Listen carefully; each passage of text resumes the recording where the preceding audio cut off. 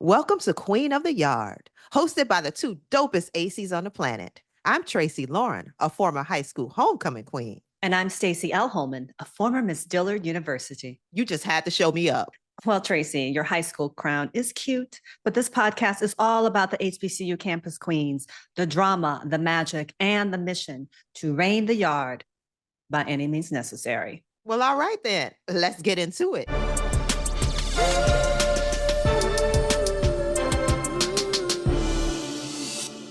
Hey, I'm Tracy Lauren, excited for another episode of Queen of the Yard. And with me is my girl, Stacey L. Holman.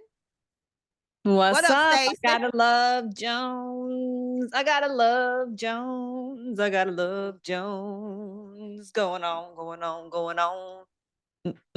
Yes, you did. You caught up with Dr. Viv and her campaign hubby. manager / hubby. Mr. Frederick. Her former campaign manager. Her former campaign, now hubby, Frederick Johnson. Yeah, Tracy, it was a wonderful conversation. And for those of you who caught the conversation that we had with Dr. Viv and her beautiful daughters, Marvelous Marva and Miss Erika, and just what she talked about her campaign, and someone who was very important in helping her in that campaign was her husband. Mm-hmm. So, and that they actually met back when they way were back when. Mm-hmm. So I was just, I was excited just to chat and hear their story, and just such a beautiful story, beautiful couple, Black love all the way, just gushing. And it's not DEI love though, right? It's not DEI. Yes. It's DEI love, IED love, all kinds of love. Is it woke love? Is it woke love? Like it's woke love. It's woke love. It woke is love. So woke that it will woke everybody. And it's audio, but there is just so many beautiful moments where just I call him between Mr. Johnson and Mr. Fred. Like he is just blushing when he just hears his wife talking, and just it's beautiful. It's fitting for the season. Valentine's Day. And not Valentine's Day. Not Valentine's Day, y'all. Valentine's Day. NES. Not MES. But yes. Well, enjoy everybody. Day, Memorial's Day. Happy New Year's. Happy New Year's Day. New Year's. But yes, we have Stacey did a great follow-up. And if you want us to continue to bring these beautiful follow-ups, like, subscribe, follow us on all of our channels on YouTube, TikTok, and Instagram at Queen of the Yard TV, on Facebook at Queen of the Yard, and on Black Twitter at _Queen of the Yard. And if y'all want to see the beginning of a new TV dynasty, Queen of the Yard, then you got to hit us up on our crowdfunding page. Indeed. Okay? You do. We need y'all. We need you guys to get this vision out there. We really do. We love the support we've gotten so far. We've raised $8,330 because of you all. Yes, thank you. We need a little bit more. We do. Show your love at crowdfunder.com/Queen of the Yard. And that's crowd, crowdfundr.com/Queen of the Yard. Yes. Yes. All right, Stacey. This is going to be so exciting. The Johnsons.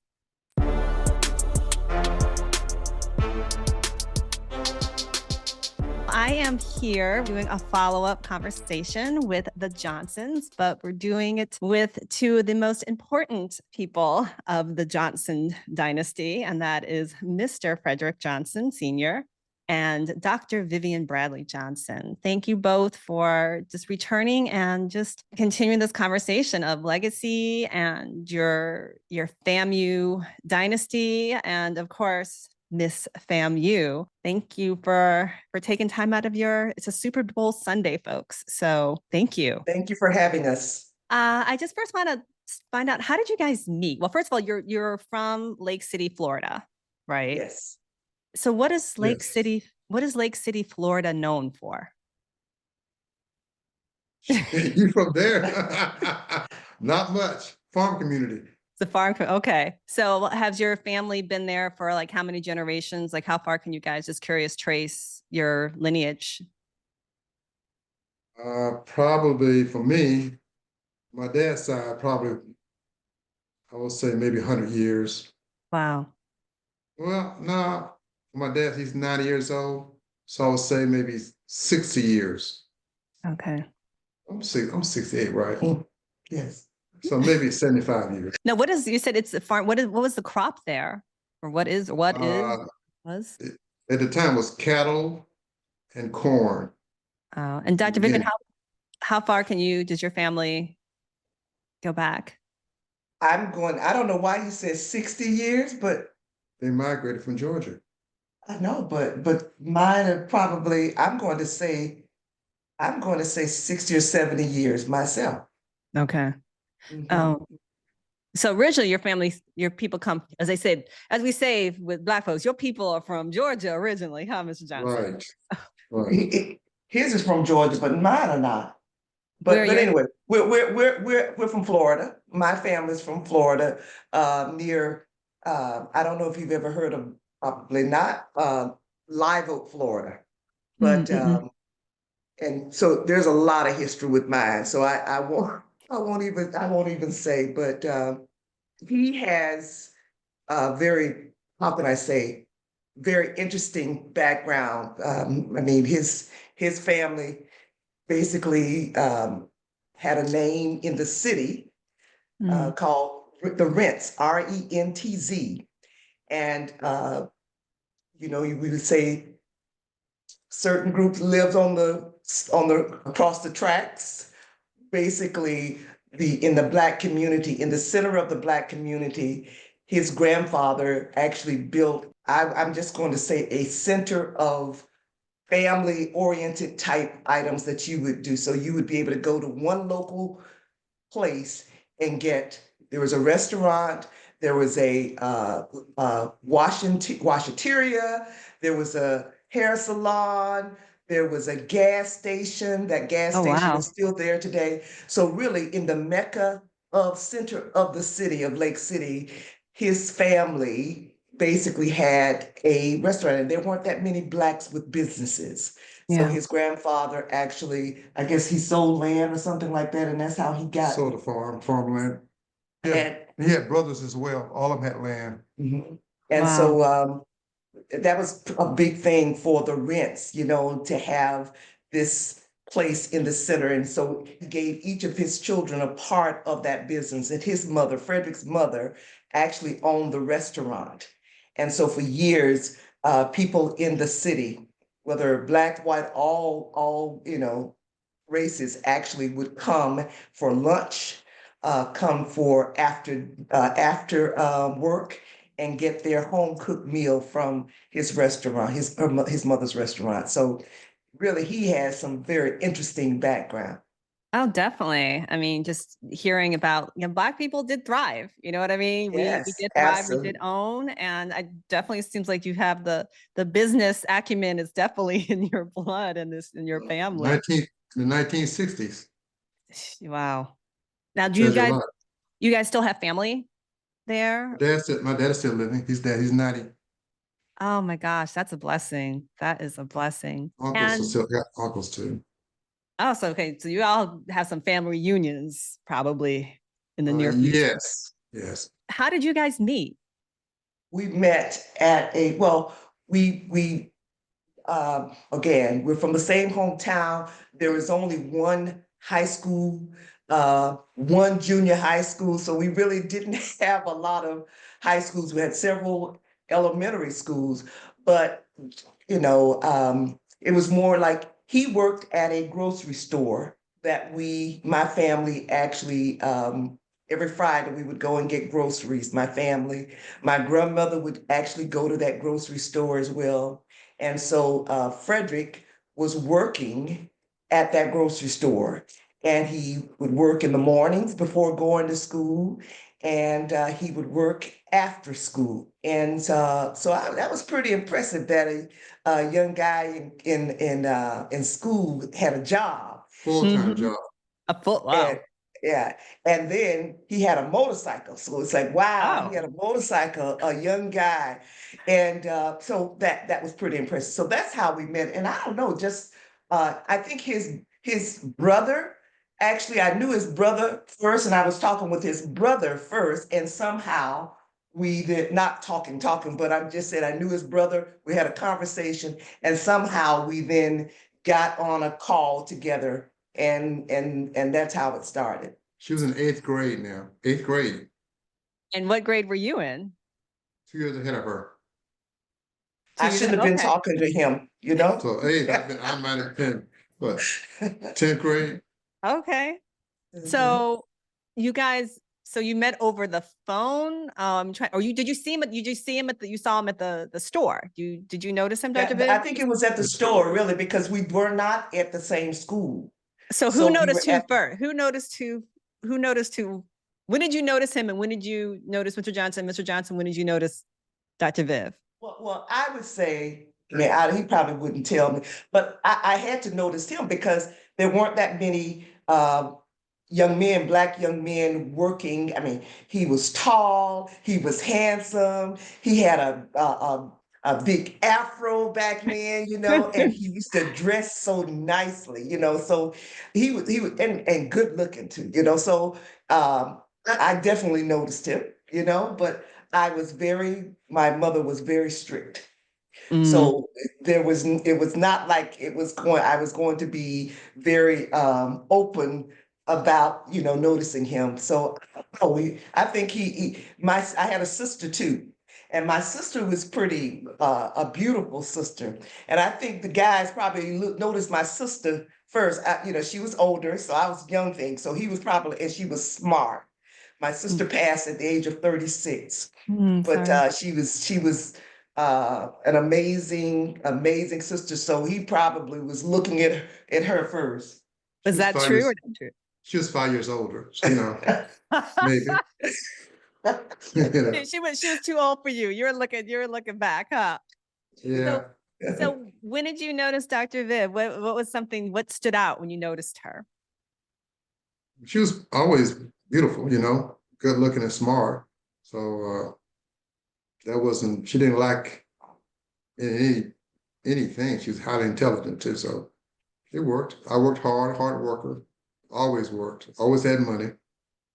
Okay. And had a motorcycle. There you go. You get around. And cars.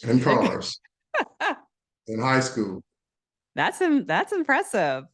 So there was we'll say something about that, Stacey. As we became closer and I got to know him, yes, he had cars. That was pretty impressive. Cars, motorcycles, he had money. What did that mean? I didn't realize that. That means he didn't spend anything.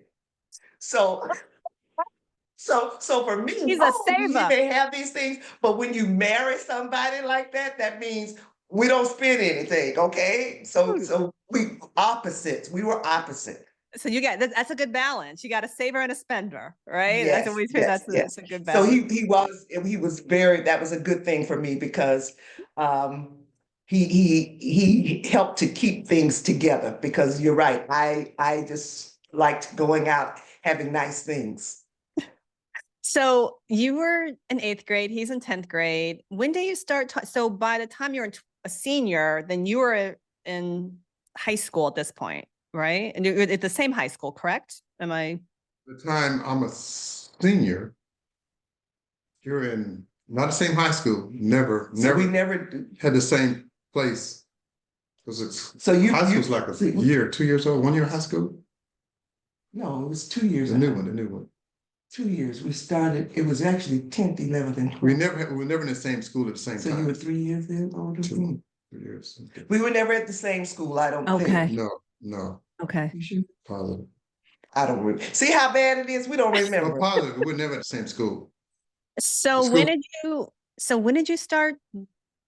Yeah, how did we, how did you get, especially with your mom? Like, how did you navigate that with your mom? Well, I would go visit. I guess I still can visit her at her home. And probably in ninth grade, I was, that was okay. Yeah. We didn't go out on dates, but I would come visit. Yeah, that was something I was able to take what they called back then, take company. Okay. So tell our listeners, when you say take company, what does that mean? That means can a boy come and visit you in your home? Yes. So I could take company in my home, and that company, we would sit in the living room, and that's it. We would not go anywhere else besides the living room. And at a certain time, it's time to go home. Okay. You don't stay late at night. So it was very, very different. So he would come and visit me. I think one of the things, the first time we went out was I invited him to a dance. I asked, right? Yeah. And Tri-High dance or something like this in the ninth grade. So you asked him. Okay, look at it, progressive. Yes, I love it. Yes, and that's yes. When he go, but see, I thought, but he was in high school, and I'm asking in the ninth grade. Yes, so he took me, and this was not the Tri-High was it was not a predominantly. It's mixed. It was a mix, but I don't know. I asked him to go. It was almost like the prom. And that's really how we started, I think. So that's when officially you're like, okay, you're my boyfriend and you're my girlfriend. After that, yes. So what did you do for your prom, Mr. Johnson? Did you go to your prom, first of all? Because I know it's people who didn't go to prom. I went to my prom. It was not a good prom, but I won't talk about that. And I didn't. She didn't go. Yeah. Okay. Well, that's why it wasn't a good prom. That's why. Probably it was not a good prom. Yeah. And I didn't go. That wasn't a prom. That was ninth grade. I didn't even go to my prom. So I've never been to a prom before, because what I did when they were having, I thought, okay, 11th grade, I'm not going to the prom. Everybody's going to prom. I'm not going. So I tried to act like it was not important. And then in the 12th grade, when everyone was going to the prom, I would have gone. But there was a Future Business Leaders of America's conference at the same time. And so it was the same time. So I was a member of that. And so that's how I missed it. Well, you're like, I have bigger things I'm gonna do. I'm gonna be a queen. Okay. I'm gonna be coronated. So I don't need to go to prom. Y'all go to prom. So let's jump ahead a little bit. How did you end up at FAMU, Mr. Johnson? Like, why FAMU? Did any other family members go there? First to go to school, go to college. So it's kind of unique. My teachers talked to me about, there was a graduate of FAMU, and they talked to me about FAMU, and I never really left home, never saw the campus, even though it was 100 miles away. I never visited the campus. My granddad was kind of unique, because, real business-oriented, very smart man, and he would drive the school bus, and he would take his to FAMU, but I've never went to FAMU until the day I went on campus. And so my instructors helped me with the application, and I got enrolled there, and that was the first time going to FAMU. And I was a pretty serious student, because I was kind of afraid of failing and going back to the farm. Kind of like you're working all the time. Even I had a job with the grocery store chain at the time. They gave me a job in Tallahassee to work at another location, but I said I got to focus on academics, and I did not take the job, and I just plotted on academics, and I just excelled. Very serious. When I got there, I was just serious student. I just wasn't, no nonsense, no games, no nothing. I just closed the library down. I was just serious. I was serious in a fearfulness of going back to the farm community, which I wanted to get away from. Now, so I excelled. Did you go to a predominantly Black high school? Same school she went to, FAMU. Oh no, high school. Oh no, it was mixed. Okay. I mean, we had no. Yeah, it was integration then. It wasn't like one high school. So that's like your teachers. I mean, that says a lot when you have professors that are investing. I say professors, I'm thinking high school, college, but teachers that went to these graduates from the school, and so they just that's what usually happened back then, right? You had, most of our teachers went to historically Black colleges because they could not get in anywhere else. And so they were influencers. They influenced us to go to college. I mean, I was a little bit different because I'm the youngest of my family. So all my brothers and my sister attended Florida A&M. So mine was like, oh, what do you mean? Where are you going? You know where you're going, right? So that's really, I had brothers and sisters that had been there really before Frederick and I actually attended FAMU. So he knew my sisters and my brothers were there. So he had that kind of reference too. And again, in our small town, there were 2 historically Black colleges that most people attended, and that was Florida A&M and Bethune-Cookman College. Those were the only ones in Florida. And so that's where we chose to go. Mr. Johnson, how many siblings do you have? Where do you fall in line? I'm the oldest. Okay. And I have one sister. She's 10 years younger than I am. So was college even something your family talked about? Or was it really, I mean, you talked about your teachers encouraged you, but did your family expect you to I didn't even think about college really until my teachers talked about it, because I didn't know about college. No legacy there. And they said, you're pretty smart, your grades are pretty good. You need to apply, and that's okay. And I, went to their homes and it's come my house on Sunday, had to fill the forms out, and I did my mother's tax returns, made up my tax return. They didn't make much money at the time. Well, they made pretty good money, but I just did all the paperwork myself. And we applied, I got accepted. So it was nothing, they just saw something in me because my academically I was very strong and I didn't really think much about it. And they told me I had a good aptitude for college. And it's okay, because I never missed a day in school until probably I didn't miss a day in school since probably I got these letters in the mail. I probably went to school probably one day, whole term of going to school, and that was at the 12th grade playing hooky. But I never missed class, and I always had good grades. But it wasn't hard for me. But they saw something in me that I didn't really think about. My dad said go join the Army, and they started talking to me early, so about my academics, and they worked with me, to get me where I am. Really, really supported me, and I was just surprised because I had no idea of college. Now, about Army. Do you remember your first impressions when you stepped on FAMU's campus? And I'm gonna have a similar but different question for you, Dr. Vivian. Well, when my dad and mom took me to campus, it was a more interesting thing. That was new to them as well. And so when we finally found the dormitory, I remember it vividly. And the guy was standing in line and going dorm. And I got out the car and it's okay. My dad said, this is the place you want to be? Yeah. And when they got me, and when I got in the line, I said, okay, we headed back. And so it was like with the car still almost running, right? So it was drop off. I was dropped off and I was on my own. And I was always kind of a mature guy because I always worked, right? So, and that was a new thing because they didn't know. I got to the dorm location and we got in the car. My mother didn't get in the car at all. I think she sat in the car, kind of close. And my dad got out, I said, okay, got my stuff in my hands. I went in the dorm room, right? And they said, well, like you got it. And we headed back, and that was it.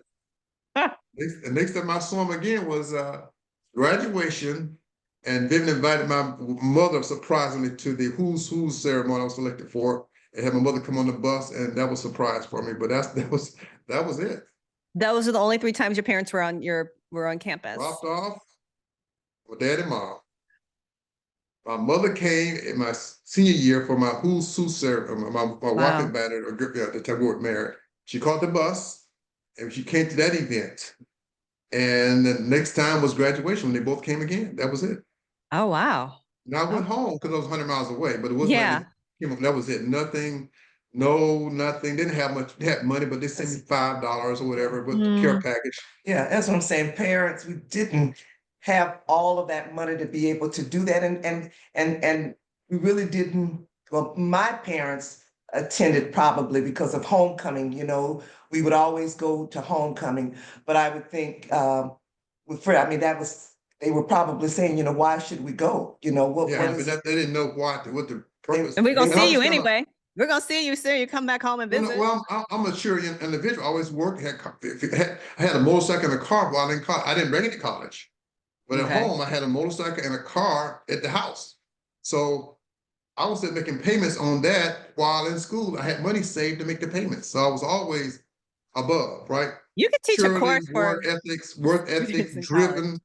So I had no problem. So when Vivian came to college 2 years before me, I was already sophomore class president. I was part of a fraternity already. She was kind of like, didn't know, she knew I was smart, but she didn't know how smart I really was academically. And everybody looked up to me, like Fred this, Fred that, Fred that. And it kind of got her attention a little bit, like he's not a regular cat. Just so listeners know, Dr. Viv has an inquisitive look like, I knew. What are you talking about? She's in a different setting. Okay. On On a collegiate grander campus. stage. On a grander Yes. stage. And I feel like you A could grander do a stage. course for how to save money in school. You could totally do that, because Yeah. how to make $1 or a $5 stretch. Yeah, I Now, save all my money as working as in the stores, even though it's a janitorial cleaning the stores morning and night. I save half my check. It's always had money. Always had money. because you had to So, spend it on your girl, Dr. well, Viv. I try to dress well, and it didn't take much. And I was really a full-time job, working and going to school full-time for years, not just probably ninth grade on, a full-time job, 9, 10, 11, 12. I'm working full-time and going to school full-time. So, Dr. Viv, I take you'd been to FAMU. Did you want to go to another school? I mean, before were you ever like thinking like, I would love to go to? Well, let me just say again, we really didn't know a whole lot about any of the schools outside of Florida. I didn't. Neither of my parents attended college, but my sister and my brother did. So actually, yes, I was trying to be rebellious. It's like, okay, why do I have to go to FAMU? Everybody else is going, I'm not going to FAMU. So I called myself, I said I was going to apply. I wanted to possibly go to medical school, or engineering. I was thinking about engineering, chemical engineering, or what else? What did I say? Or pharmacy. I ended up pharmacy. So I said I was going to apply, told everybody I was going to apply to the University of Florida. But they were like, what? So they weren't having that. So I never did. It was just a threat. I never did. So I knew that it was like I didn't have a choice other than FAMU. If my family was going to FAMU, I applied there. I didn't apply anywhere else. I just told them I was going to go to University of Florida. I attended school, I didn't know what a major was. Oh, really? No idea. I went to school, thought school itself was a major. And they said, what's your major? What do you mean? I'm going to college. I had no idea what to major in. Never thought about accounting, never thought about nothing. I mean, I'm just going to school freshman year, no major. What is the major? And I was saying, well, my uncle said, well, my major is, what you mean? I'm going to college. So your uncle asked you what your major was? Yeah. And I'm saying, I'm going to college. What do you my mean? Major. So, and it was pure divine guidance that I became an accountant. No reference, no nothing. And I believe I was in my science class, and the professor said, have you considered medicine or science? I said, what? So you had a very high aptitude. And he would have caught me probably a little early. I'd probably been in medicine, right? Because I didn't have a major. And so when I got into the accounting part, these scholarship students were saying, how hard the classes were and blah, blah, blah, blah. And I just got in line and just, okay, let me get in line and see what, just sign up. Yeah. No counseling. Yeah. I was competitive. So I said, it's all so hard, the accounting classes. So I just got in the line and registered for accounting class. and I think also, again, neither of our parents attended college. Again, influenced, encouraged by our high school teachers, elementary teachers, to do that. You got to excel. Education was important. Our parents I know my parents, although they didn't go to college, but they knew that education was important, that was going to help us to get further. But like I said, he didn't know. And what the other thing is that a lot of his classmates attended college. And I think what it was, that if your parents were teachers, it was like those, well, not only that, the teachers were the ones that were considered like, oh, you gotta, if your parents are teachers, you're like making a lot of money. It's you know, pretty impressive, you know. And so a lot of his classmates actually had parents that were teachers, and they all were going to college. So I think he just followed them. He said, well, if they're going to college, I got to go too, right? So I think that also, but he really probably didn't have a lot of information about, you know, what it was all about. Right. So he did great. He did great. No counseling. I mean, no one, even my counselor that helped me with the paperwork, never talked about major. Wow. Only talked about you going to college, and I'll help you for the paperwork out to apply to get accepted. And no one talked about, well, you can be this. You know, all we knew was teaching, police officer, which is not, back then didn't have black police officers, probably one. Fireman. If you worked at a bank, you thought you was rich, and you even a teller, right? So we didn't, like, oh, she's a teller, she's making money, she's at the bank, but we have no concept of salaries and income, and none, zero. So we knew farm, we knew janitorial work, but nothing outside of that to look up, say, I want to be this one day. Nothing like that. And I'm going to say, Stacey, to get us back on our path, I think, again, that's what impressed me about my husband, you know, this young man at the time, because again, he was a hard worker. He respected the elderly, and you know, I was big on that, you know. One of the things that really got me also with my grandmother going to the grocery store, we would always see him on Fridays, and for some reason, I don't know, I may have been talking about boyfriends or something with my grandmother. I don't know how. And she said, oh, I really like that young Frederick at the grocery store. I really like him. And so she said, you don't like him? And I was like, Grandma, well, you need to like him. If you like him, I said that to my girl.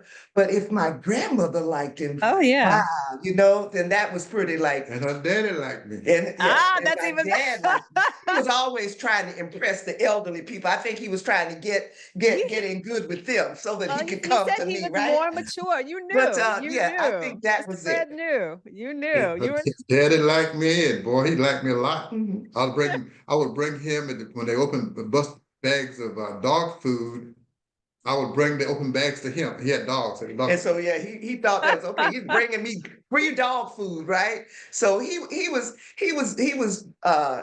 what he was doing. There was an ulterior motive for the things that he was doing. And he would always look to get our groceries to, you know, you would have bag boys to take your groceries out to the car. He would always somehow, you know, see us and then end up taking us our groceries to the car. They tipped me well. So just y'all know, again, I wish y'all could see just Mr. Fred just beaming, just totally beaming, knowing like, yeah, nothing like someone who's 2 years older, because you know what to do. Absolutely. So you continued to date while you were in college, right? You guys were still together. Okay. Right. And you pledged, I know what fraternity, but you pledged. Kappa, my freshman year. Okay. My dad's a Kappa, so. Okay. Yeah. So I have a very, very special place in my heart for Kappas. Your girl shows up on campus and just kind of take us through there. You know, you guys are now at school together, you know, and we'll even fast forward it. You're getting closer to, you know, this whole, like, let's talk about just what Miss FAMU was in your eyes. Like, what did you, before? When she became Miss FAMU, I was not on campus. I was already had a job in Dallas. But before, like when you, well, she talked about it. I encouraged her to do it. You know, it's like, okay. Why? You know, Why? Let's go back to when you told them. Let's go back to when you told them, Dr. Viv, like, you know, I'm he had thinking an interest and always supported her. Well, I think again, my sorority sisters. I mean, my sorority sisters were encouraging me to go, and I guess I was my high school queen. Yeah, high school queen. I didn't know you were high school homecoming queen. Was it a homecoming queen? College. Yeah, well, CHS. Yes. There was a competition for that, and so yes, it was for homecoming, right? Anyway. We had a competition, so which is again not it was a mix, but predominantly we were a minority, and so that's where it started, where I was competing for, I guess, the queens. And I don't know, again, I think it was my sorority sisters, and I then told Frederick, it's like, I don't know about this. And so he encouraged me. So why? I encouraged you to do it, and I said, well, I'm going to send you the clothes, man. You know, send out different clothes to wear. I didn't have the money to do that. I kept He was your sponsor. He was able to sponsor your. I was the sponsor. Yeah, I'll send her clothes, and I like clothes. Pick out clothes for her, send her stuff to wear, and look nice, and we support all the way up. So no, he did, and that was pretty, like, wow. While you are campaigning, you have to be dressed a certain way, and so he paid for. I don't know if you bought them, but you paid for clothing that I could wear something every day different that week. Okay, so you're campaigning for how many days? How many days are we talking? How many wardrobe changes? A week, just 1 week. Yeah. 1 week. That's a lot of wardrobe. 7. Yes. Yeah. See, that's good to have a saver, folks. Good to have a saver. I was working at the time too, so I was working, so I wasn't making much money, but I provided the best I could, do the best I could. But, Yeah, he was very supportive there, and I'll share with you some other things. He very unusual, I would say. Again, in my mind, money or having a lot of material things, that was not important to him. Mm-hmm.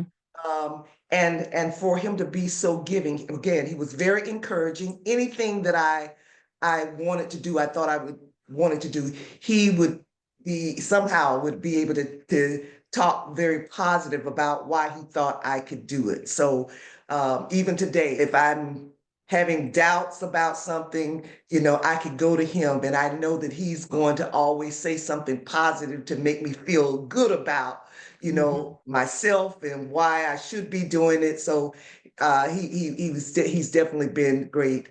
I didn't say this. We're going further, but even in college, when I left Florida A&M and had to go to graduate school, I had no transportation.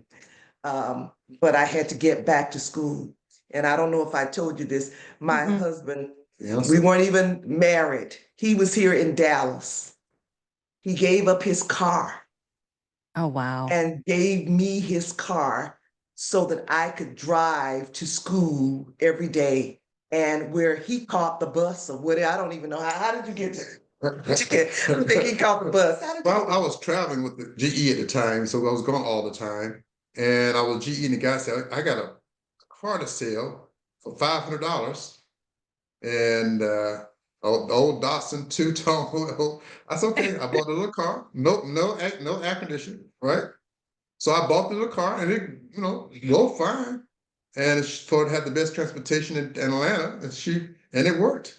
So that was pretty impressive for somebody to make that sacrifice. You know what I'm saying? We weren't even married. Yeah. So I'm just telling you. And I paid her rent up in Atlanta. Oh, now he's telling too much now. Okay. Well, I mean, I did that. But yes, that's what I'm saying. He sacrificed a lot. He supported me. He wanted me to do those things. So all the things that I wanted to do to try to make to be better, he supported me in those efforts. So from college, really, that's where I was able to see it, because in high school, he couldn't do too much with my parents, right? It was really just visiting me, and then before you know it, he was off to college. But while I was in high school, I would have an opportunity for homecoming, or when we were dating, he was a Kappa, and they would have like the black and white ball or the Playboy Jazz. And wait, so what is it called? The Playboy Jazz? Yeah. I love Kappas. Y'all are hilarious. So I got a chance to, my parents would allow me to go to, so we went that weekend, me and a girlfriend and we would go for that dance. And just for the weekend, and that's it. And so we did that before actually going to campus. My best friend and I also became, we were roommates. So we all are from Lake City. And so we were roommates. She knew Frederick really well. So again, it was a great experience. Now, whose idea was it for the prop plane, and who paid for it? When I was running for Miss FAMU, I got a prop plane. Remember the plane with the banner? That was your idea. And who paid for it? I think she had a fundraiser. I have no idea. But I told her it was only $150. And the problem came from somewhere. Some of us paid. I can't remember that. I'm sure he probably. I was sending money. I have no idea. If we had to, he was helping. Yeah. So jump to coronation. Now, I know you were working in the workforce. Did you attend coronation? I did come, but I met Mr. Coronation because I was kind of broke, at the time. Right? Because you were funding a campaign. That's why. I thought you came to the coronation, but he did not come to when I was competing. So, for what I was saying, compete, you have the week of campaigning, but there's one night that there's a talent show where you're being asked questions. And remember, I told you that night that there was a little altercation. Tussle. Yeah.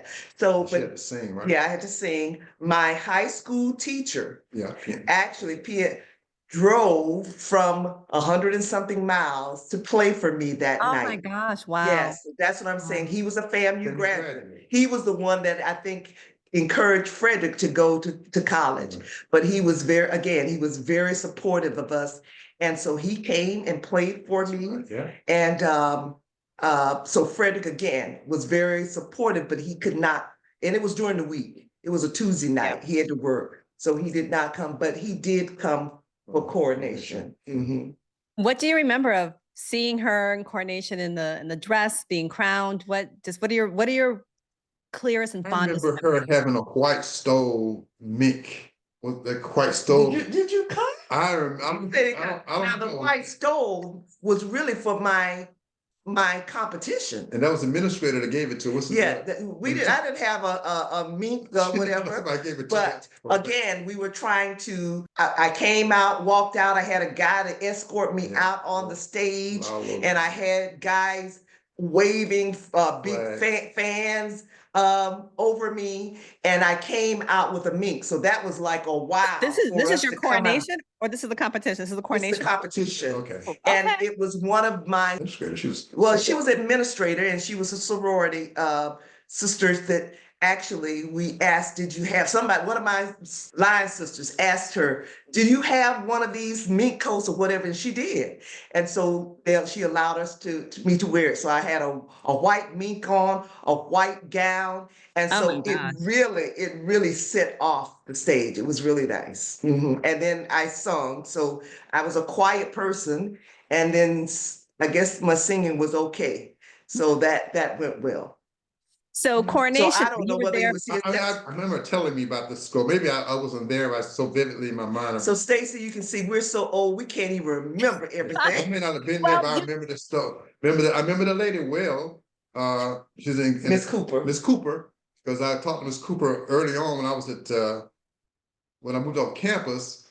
I met with her because I wanted to have a meal plan while off campus, and that was never done. I said, why can't I have a meal plan as a student off campus? So I got to make sure I could eat every day. And she went through all the loops to get me approved to have a meal plan as a student on campus. She did that for me. I remember her well. Resourceful.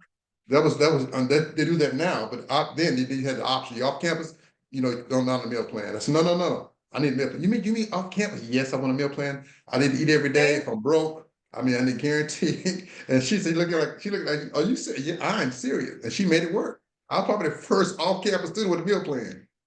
So after this, you'll probably, FAMU will probably get a bunch of folks try to get that meal plan. Well, they can do that now. You can do that now. So my thing was about, they didn't have much resources. So and I was off campus. I need to eat. Yeah. I need to make sure there's food. I could cook, but I need to make sure I could eat every day. And they made that work for me. An off-campus student can have a meal plan on campus. And she did that for me. So now I'm going to kind of jump back and forth. So when did you get married? When did you propose? And when did you realize, before we even say that, when did you realize for each of you individually that, you know what, that's going to be my husband. That's going to be my wife? Well, I believe in college, we were engaged probably my senior year. Oh, okay. Yeah, so she came to Dallas. And we went to your senior year or her senior year? Her senior year. Okay, you're engaged. Okay. Right. So she came to Dallas, went to this place up in the sky with a reunion arena ball. That every city has this restaurant that looks over the city and rotates. Yeah. So we went out for New Year's Eve dinner at this restaurant.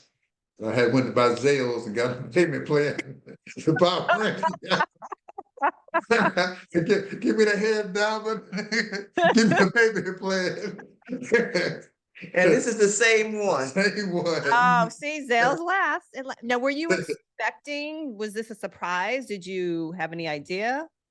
I did not have any idea. I've been dating for a while, so it wasn't we had been dating for years, several years. That don't mean nothing nowadays, or even back then. You could be dating forever, and it's like, but so when did you realize? But even with that, even with me getting a ring, we dated because it was kind of interesting. So we got engaged before I became Miss FAMU, right? Probably. Yeah. Oh, wow. So I was engaged. That is scandal. No. You see, now I think he did that on purpose. He didn't. I didn't know about the Miss FAMU thing. I really didn't. Yeah. But yes. So when did you realize, Mr. Johnson? You're like, you know what? This is my forever.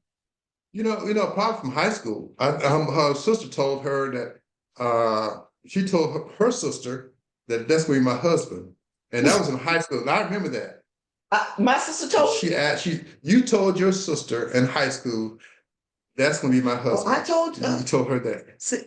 Okay. In high school. In high that's school. That's going to be my husband. And I probably said that because again, I had a very strict family. So going with having different boyfriends and all of that was not the thing. I had the potential, had the quality, I wasn't a deadbeat. So okay, you told me about her, but what about you? When did you realize, okay? High school. I didn't have any. That sounds so casual. High school. That's a big thing. High school. I never had any, I didn't have any reservation that she would not be my wife. It was always. But you thought that in high school? I thought in high school. Wow. No, we dated in high school and broke up like most folks do, right? We, dated and broke up, kids do. But there was never plan B, we might have broke up and fell out a little bit, but we always came back together. We just, young. So I never thought there was no alternative.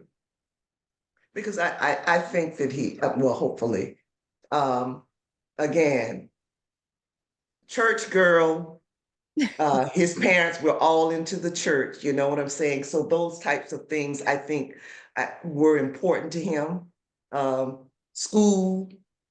We were together, school, we were together almost, when he saw her, he saw me. That was like 2 years nonstop. So that was college. In college, right? So when we were not together, they said, where is that guy you met? That's him right there. Because they remembered us always, every function, Kappa function. And she was Miss Kappa of the side. Okay. Right? Head on the float. So, everything was always revolving around her and us, always, always. We're together every 2 years, and she's watching me. Them girls talking to me. She's like, "I gotta like you." She like, I see how she looking at you. She didn't play. She didn't play with nobody. We go study, she that girl like you. She kind of, she want to study, but she's more like, But I must tell you, Stacey, yes, in college there may have been a little jealousy or insecurities, but then when you've been married 40 years, that goes away, right? 40 years in, you don't think about that. I'm an easy person. I do help people, and they're females, older, younger, child. God gave me that gift to help females in all over the world, and that's what I do. And He just wired me that way, and I do help a lot of them. She don't even know. She meet them, but people call me somebody called me the other day from Philippines. Oh, wow. Saw one time, cancer issues, but always helping older, 80-year-old lady, like, it was London, but always people call me feel comfortable and talking to me, and I'm just real easy going and see what I listen. And if I can help, I will help. I mean, help with financially, not just how you doing. I just, what if you need me, if I can do it, I'll do that. That's how I'm wired. That's how I'm wired. Acts of service. Sounds like that's your love language. Acts of service. I'm just wired that way. And I'm going to say again, opposite attracts. Again, I'm pretty uptight, anxious, always on the go. He's pretty laid back. So we definitely are very different, and that has worked for us. And I just want to, we have just little time left, but I just want to just fast forward on your dynasty. I mean, literally orange and green runs through your veins. I mean, you have 3 kids, beautiful, beautiful kids, all graduated from FAMU, and all have donned a title of Mr. FAMU and Miss FAMU. So when your son, Frederick, the second, when he said he was going to run, what was your both of you, what was your reaction? Well, they didn't have Mr. FAMU when I was coming up. That was kind of new, right? I didn't know that existed, right? So he said, "I want to do it." I said, "Okay." I mean, I didn't know that it existed. And so he ran, and my wife went and supported him on campus. She down there. She down there with him. Both of my son, both of here. She's like, she can't say no to mama. You can't say no to mama. She campaigning for him on campus. So, and I was sitting here. She campaigning for us. So, they say he wouldn't win, but he did. But he was, charismatic speaker. He's unique. He can speak very well. And so, what FAMU did for him, what we saw in him, he thrived. And he didn't want to go to FAMU, period. He wanted to play football, of course, that story, OU football, very good football player. But, we told him, okay, if you get a scholarship, you can go those places. But he didn't. And so we said, well, you get the Vivian and Frederick Johnson scholarship, but it's only going to FAMU. I love it. And so he went to FAMU with rocks in his jaw, but he was determined to be the best. And so he was driven to be the best, and he got his friends, found other friends are smart, very smart too, right? So he thrived in that environment, and next thing you know, he's done very well. He was driven. Yeah. Because he was mad. He was mad at me because I wouldn't let him play football, and I wouldn't pay out of tuition in Oklahoma. And I said, "Nah, we're academic family." Yeah, but like I said, for what the Mr. and Miss FAMU thing, he was the first. Yeah. He started it all. And actually, he started with the housing. I didn't even know they had housing competitions. Yeah, Mr. the housing, yeah. Yeah, and that's how he started. There was 300? A 300? He was very creative. So he, housing thing, he went for the first dorm. Then he had to win for all the housing, Mr. Housing. So he got this event with the movie 300. And probably don't remember that. One of the big things back there. So we saw it 3 times in Dallas. He took that idea and he got a group to support him. He's out with the uniforms and stuff on. So they bought him as Mr. Housing, which means they paid his room and board for a year. and they paid his meal plan. So listen, This is a school sponsored thing. That's a Frederick Johnson's son, because that means he's looking, if it has something to do where it's saving money, yes, he's okay with that. Those are school perks. Dorm for a year or semester, meal plan for a year, semesters. Those are perks. So not just winning. And he flew to, a matter of fact, flew to Michigan, Detroit, to pick out the color scheme for the new dorm furniture. Oh my, wow, that's like a, okay. Big thing, right? So now Michelle comes up and she runs for housing. So he and she wins. Yeah. So he started the path on how to do it. How to get that money, right? Okay. Yeah, so she won the housing. Free housing, and meal plan. Then Erika won. Housing. Meal plan. So all of them won. I see a pattern here.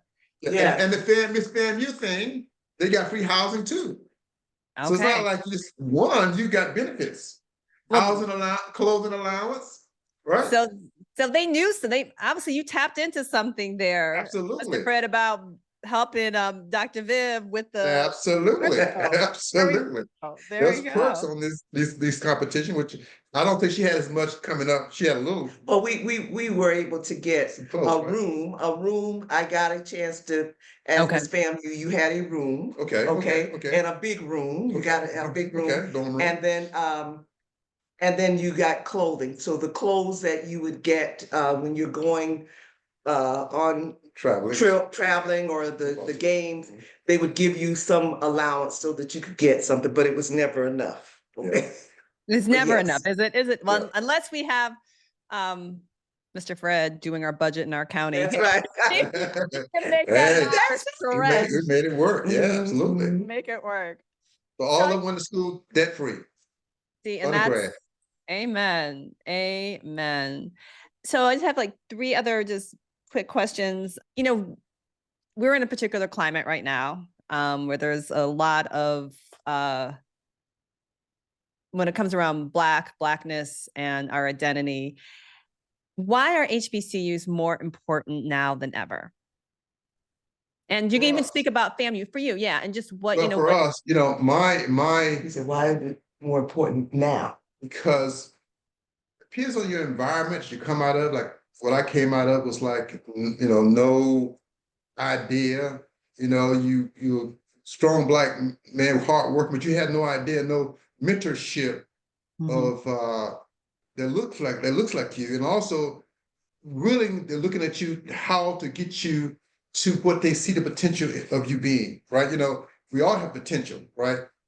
But some folks will beat your potential, will ignore you because you hadn't got as polished or as prime as your colleagues, right? So, but my professors saw in me a great potential and worked with me to get me where I am today. Without them, if I went to the University of Florida, I know what would have happened. I probably would have graduated, probably joined the Army. They'll beat me down, my self-esteem down. You couldn't do this, you couldn't do that. Fraternity helped me a lot. But my professors really took a liking to me. And when I had problems in accounting, whatever, they would go to their office and spend time with me because I was driven and they saw this guy's really trying. We're going to work with him. Because my professor, when I applied to Harvard, they wrote letters for me. Glowing letters. I had a full scholarship. I left school, I had a full scholarship to Atlanta University. Said, Fred, I pick you for the AU, full ride, you want to go. It's 2 people, you and somebody else. So those kind of folks looked after me, gave me opportunities I never thought about. I would know what happened, just what they did. And they was friends of mine for years. I went back to my professor, went back to school. My son was there, a great professor. He remembered me from 25 years ago, still a professor. Wow. I remember, I know your son. I know Vivian. So, wow. Well, I'm going to say, in this environment right now, why it is important. I feel like, again, where we may not be welcomed at many of the schools, I'm just going to say DEI now is being taken away. Yeah. I'm concerned about whether there will be other, even how it will impact our HBCUs, you know? And so funding, just recently, funding for federal funding was taken away. So that concerned me about schools, whether, again, state schools would be impacted. And so I say now, because as Frederick has talked about, we found that HBCUs have been a place where you can find people who are supportive of you, who are wanting you to do well, who's encouraging you. But we don't get enough funding at those schools, right? And so it's going to be even more important now that we start funding more. We start supporting these schools more, because I'm not sure whether or not we will have access to the other things that we've had in the past. Our kids thrived at PWC schools. I mean, it's not PWI. like, what is it? PWI schools. You know, so it's not like a distinction. They went to Florida State and all of them thrived. Eric went to Manhattan School. So it wasn't like a lack of preparation. They thrived in that environment. It didn't matter. But, you know, they put that on blanket over here at HBC, you know, you're black, you're limited, da-da-da-da-da-da. But they'll brainwash you to think that you're not, even my CPA examination, and I'm saying, guys, we're taking the same tests. We got the same books. And so when I passed the test, it was like, oh, surprise. How can you be surprised? It's the same test. It's the same books. But still, they look at that, oh, well, what? Doctors are saying, I got medical doctors, and they got the same problem.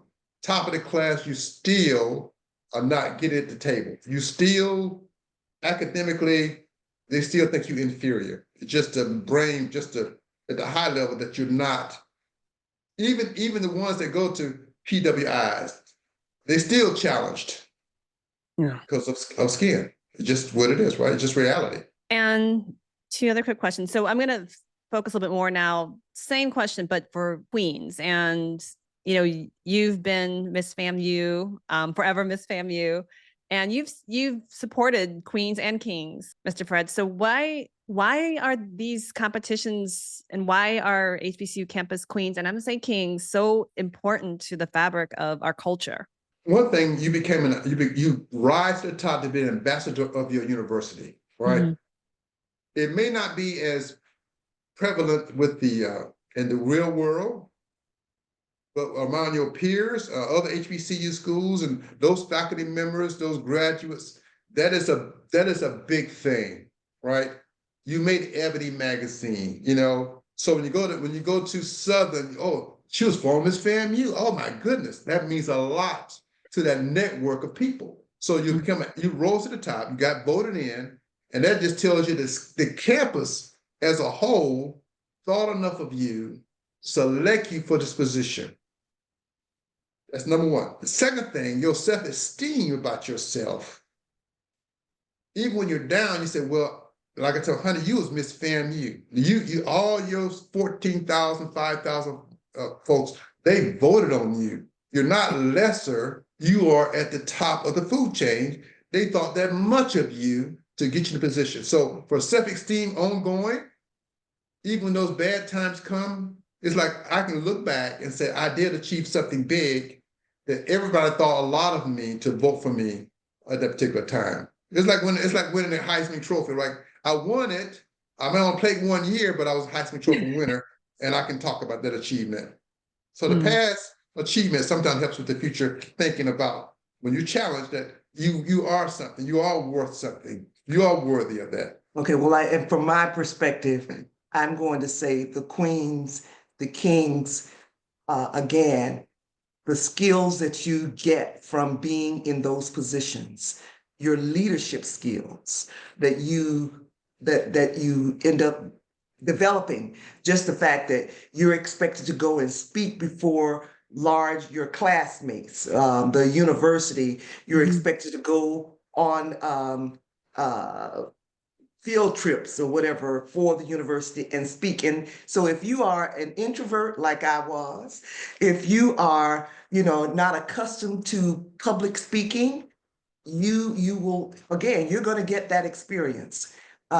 You're representing the school. And so again, if you can do that on an HBCU campus, when you get out in the real world working, you have that mindset that I can be a leader, I can speak publicly, I can do these things. So again, I think it's important.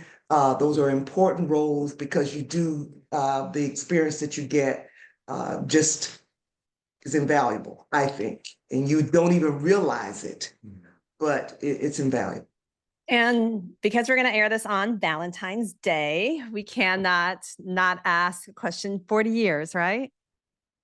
40. 40 years. So what is the question you get asked most when people know how long you've been married? And what? Wow. And what is your answer? That long? Hey,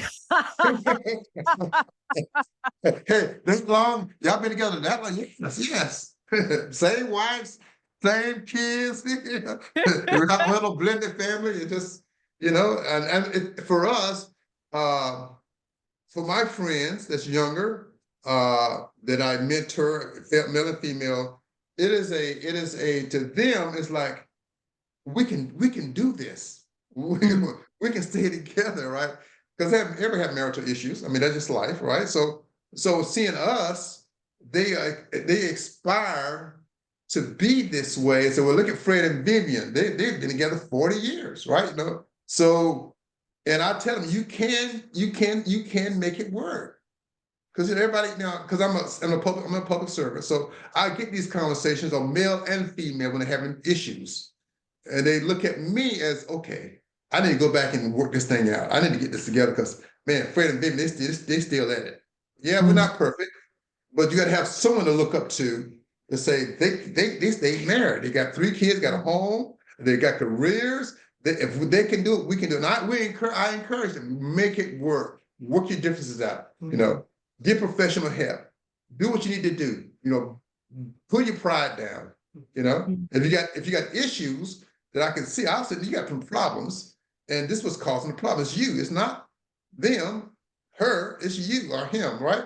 So we can speak of wisdom at 40 years because it's not easy, right? Yeah. But we can speak of wisdom of the challenges we had for 40 years and how we worked through those.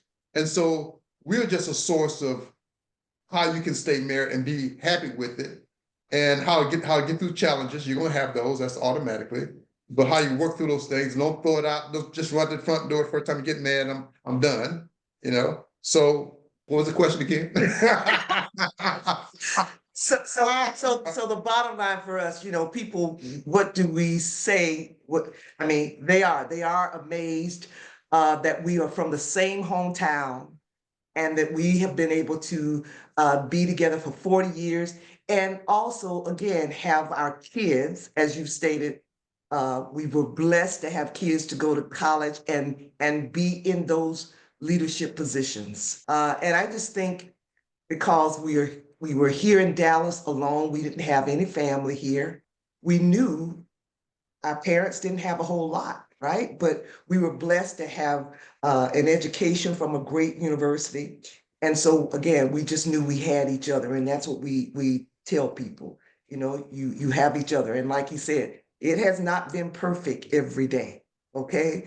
There have been challenges, but we knew that we weren't going to give up. Our children, we had to be there for them. And again, so it has been all worth it, all worth it.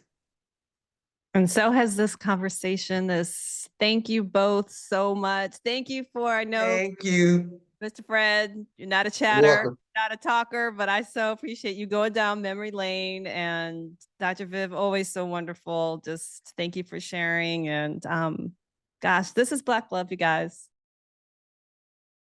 Oh my goodness. Stacey, you told no lies. They are absolutely adorable. They are so sweet. And just a testimony, an example of a marriage that is a partnership, that's a friendship, and that's just love binding in so many ways. So I could have, the conversation was supposed to be like 40 minutes and then like an hour plus later. And on a Super Bowl Sunday. So I'm just so grateful for Dr. Viv and Mr. Fred for just their time and just their story and just the incredible just family story, just the dynasty. So, folks, if you missed it, you can still listen and you can still watch our interview with Dr. Viv, Marvelous Marva, and Miss Erika. I feel like we have to get the son on at some point. We got to get Fred the second or Fred Jr. We on. do, because he was a bachelor. He was a bachelor. He was a contestant. He was a contestant on The Bachelorette. But before that, he was Mr. He was a Mr. FAMU. He was a Mr. FAMU. What a remarkable! I mean, they really are the beginning of the. There's no dynasty without those two. What a blessing to meet your soulmate before you're even old enough to drive or to vote. Exactly. Exactly. Like, 40, that's my girl. And I just love the fact that he paid for a lot of her stuff for her campaign. Like, he was her sponsor, like helped fund her whole wardrobe and everything. Like, that's it's really sweet. Go on ahead, Mr. Fred. 40 years and counting. 40 years and counting. Oh, we love Mr. Fred. We stand a beautiful love story. We do. On Valentine's Day. On Valentine's Black love. Not just Black love. HBCU. HBCU love, more specific. HBCU exactly. Love. We love to see it. All right, y'all, and we want to see y'all every week. So make sure you be a cutie. Like, subscribe, follow us on all of our channels on YouTube, TikTok, and Instagram at Queen of the Yard TV, on Facebook at Queen of the Yard, and on Black Twitter at _Queen of the Yard. Be a hero. Support our crowdfunding campaign to make Queen of the Yard a hit TV series at crowdfunder.com/Queen of the Yard. I'm Tracy Lauren. And I'm Stacey L. Holman. Thank you, everyone, for listening and for your continuous support. Peace.